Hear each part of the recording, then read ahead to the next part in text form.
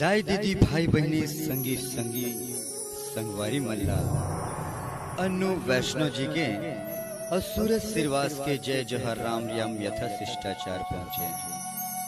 आप मन भली भांति परिचित हो, कभी भी पूजा पाठ होम यज्ञ हवन करवाथन तो बिना गणपति के आह्वान के बिगड़ नहीं करवान। दुनिया में देवी देवता है तो सिर्फ माँ और बाप। माँ बाप के कृपा से आज गणेश जी के वंदना, गणेश जी के पूजा करे के बाद शुभ कार्य करे जाते। अब गणेश जी के वंदना के साथ मानस गान प्रारंभ करथन। शब्द में कुछ त्रुटि फ्रूटि हो है तो अपन लइका समझ के स्वीकार कर। बाधा के तरैया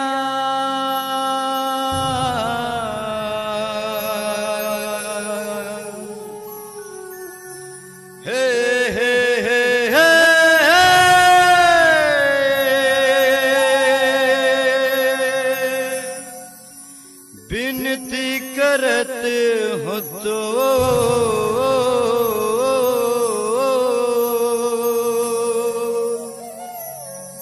भरे सभा में आके गा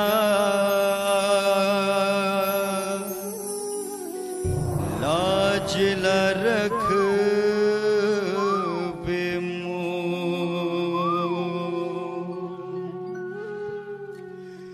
हे गजानंद तोर महिमा अपार, तोरे गुण गावे ये संसार। हे गजानंद तोर महिमा अपार, तोरे गुण गावे ये संसार। हे गजानंद तोर महिमा अपार, तोरे गुण गावे ये संसार। हे गजानंद तोर महिमा अपार, तोरे गुण गावे ये संसार। तोहर पुजारी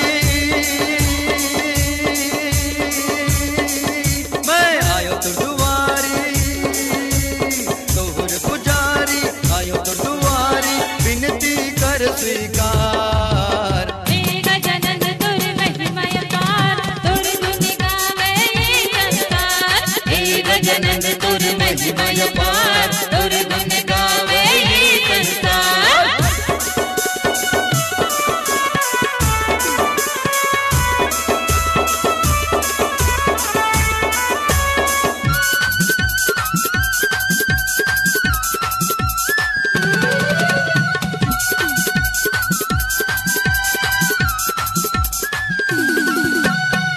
सिद्धि चंवर डोलावे तोरे स्वामी, विघ्न हरन्ता अंतर्यामी, विघ्न हरन्ता अंतर्यामी।